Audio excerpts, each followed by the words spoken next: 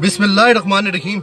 अच्छा जी, एक सवाल है कि अल्लाह ने इज्जत किस काम में रखी है? अल्लाह ने इज्जत किस काम में रखी है? तो अभी मैं नजो बलागा की कोटेशन पढ़ रहा था, उसमें मौला अली से किसी ने सवाल पूछा है कि मौला अली हमें ये बताएं कि अल्लाह ने इज्जत किस काम में रखी है।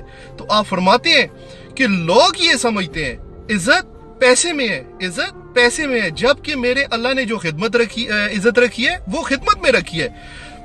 खिदमत one of the best criteria for respect is खिदमत। फिर आपसे पूछा मौला अली हमें ये बताएं कि दुनिया का सबसे बहादुर इंसान कौन है?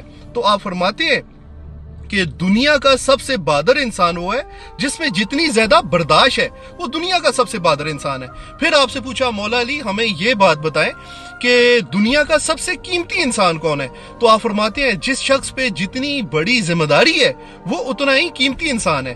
तो हमारे यहाँ तो एक भाई साहब अभी बता रहे थे कि सर ये तो कोटेशन गलत साबित हो गई है, तो यहाँ पे तो पैसा, मेटेरियलिस्टिक लाइफ जिस वक्त देखते हैं तो लोग तो आगे पीछे हो रहे होते हैं। सर ये इज्जत नहीं है, ये दर हकीकत मफाद परस्ती होती है, लोगों के मफादात होते हैं। जिस वक्त आप उनसे सीट या वो पैसा जरा सा छीन के देखें ना, फिर देखें क्या रिजल्ट आता है। तो one of the best criteria of respect वो है खिदमत। अल्लाह ने खिदमत में इज्जत रखी है। तो ये कोटेशन मुझे बहुत पसंद आई, तो मैंने कहा आपके साथ शेयर कर दूं। बहुत बहुत शुक्रिया।